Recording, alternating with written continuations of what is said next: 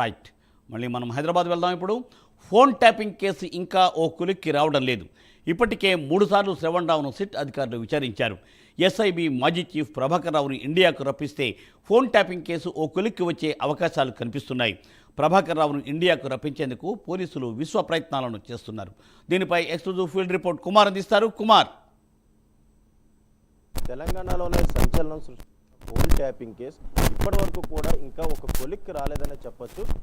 ముఖ్యంగా ఈ కేసులోని ప్రధాన నిందితులుగా ఉన్న శ్రవణ్ రావు, ప్రభాకర్ రావుకు సంబంధించి శ్రవణ్ రావుని ఇప్పటికే ఏదైతే సిట్ అధికారులు 3 సార్లు అయితే విచారించారు. ఎప్పుడైతే వీళ్ళపై రెడ్ కార్నర్ నోటీసులు జారీకి సంబంధించి ఇటు ఇంటర్పోల్ కూడా ఒక డెసిషన్ తీసుకున్న సమయంలోని శ్రవణ్ రావు ఇటు సుప్రీం కోర్టును ఆశ్రయించి ఇటు ఇండియాకి అయితే రావడం జరిగింది.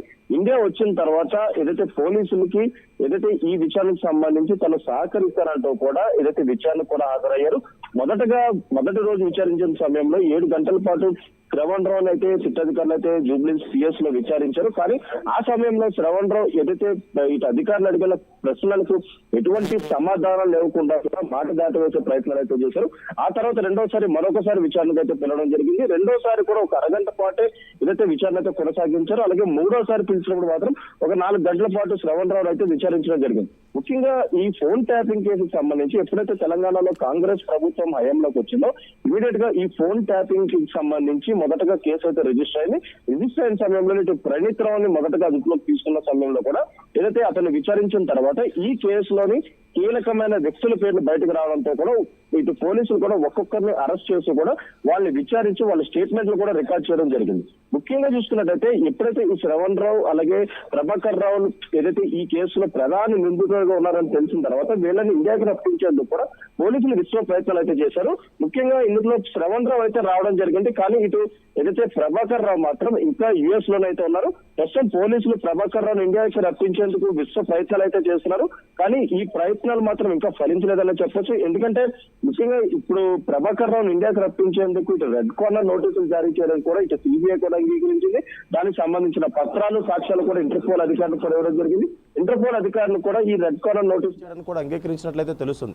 ముఖ్యంగా ఈ కేసులోని మొదటి నుంచి కూడా ఏదైతే అప్పటి ప్రతిపక్ష నేత అయిన రేవంత్ రెడ్డి సంబంధించి కుటుంబ సభ్యులు అలాగే ఇటు ఫ్యామిలీ మెంబర్స్తో పాటు అతని స్నేహితుల ఫోన్లు కూడా ఏదైతే ఫోన్ ట్యాపింగ్ ఉపయోగించి వాళ్ళ రికార్డ్స్ అన్ని కూడా ఏదైతే రికార్డ్ చేయడం జరిగింది. ఆ తర్వాత ఎప్పుడైతే తెలంగాణలోని కాంగ్రెస్ ప్రభుత్వం హయాంలోకి వచ్చిందో రేవంత్ రెడ్డి డైరెక్ట్ సీఎం అయితే అయ్యారు. ఆ తర్వాత దీనిపై పూర్తిగా దృష్టి సారించారనే చెప్పొచ్చు. ముఖ్యంగా అప్పటి ప్రతిపక్ష నేత రేవంత్ రెడ్డితో పాటు ఇటు బీజేపీకి సంబంధించిన అగ్రనేతల ఫోన్ ముఖ్యంగా ఇప్పుడు ఎవరైతే ఈ ఫోన్ ట్యాపింగ్లోని ఎవరినైతే విచారించారో వీళ్ళందరూ కూడా ఇచ్చిన స్టేట్మెంట్ ఆధారంగా చూసుకున్నట్లయితే ఇటు బీఆర్ఎస్లోని అగ్రనేతల పేర్లు కూడా బయటకు వచ్చే అవకాశం అయితే ఉంది. ఇప్పటికే బీఆర్ఎస్కి సంబంధించిన అగ్రనేతల పేర్లు వాళ్ళు చెప్పినట్లు కూడా ప్రస్తుతం అయితే తెలుస్తుంది. కానీ వాళ్ళని విచారించాలంటే పక్కా సాక్ష్యాధారాలు కావాలి. కాబట్టి ఇటు దీంట్లో మెయిన్ అంటే ప్రభాకర్ రావు చాలా ఇంపార్టెంట్ అయిన వ్యక్తి. ఎందుకంటే ఎస్ఐబి చీఫ్గా ఆయన అయితే పనిచేశారు.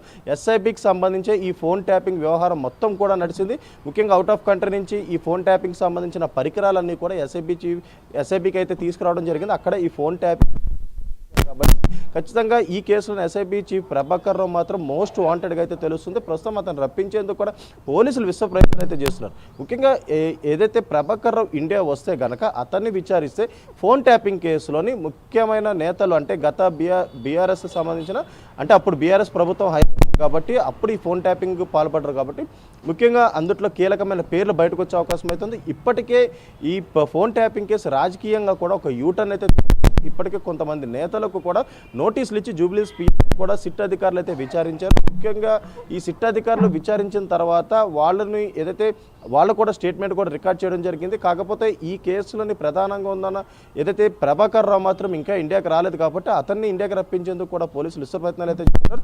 అతన్ని ఇండియాకి రప్పిస్తే అతన్ని విచారించిన తర్వాత ఈ కేసులో చాలా కీలకమైన వ్యక్తుల పేర్లు బయటకు వచ్చే అవకాశం అవుతుంది. వాళ్ళని కొన్ని అరెస్టులు కూడా జరిగే అవకాశం అవుతుంది. ఇప్పటికే ఎవరినైతే ఈ ఫోన్ ట్యాపింగ్ కేసులో అరెస్ట్ చేశారో వాళ్ళందరికీ ఇప్పటికే బెయిల్ కూడా లభించింది. ఒకవేళ ప్రభాకర్ ఇండియా వస్తే కనుక వీళ్ళందరినీ మరొకసారి అదుపులోకి తీసుకుని వీళ్ళందరినీ పూర్తిగా విచారించిన తర్వాత ఈ కేసు ఒక కొలుక్కొచ్చే అవకాశం అయితే ఉంది. Murthy, thank you Kumar, thanks for exclusive details.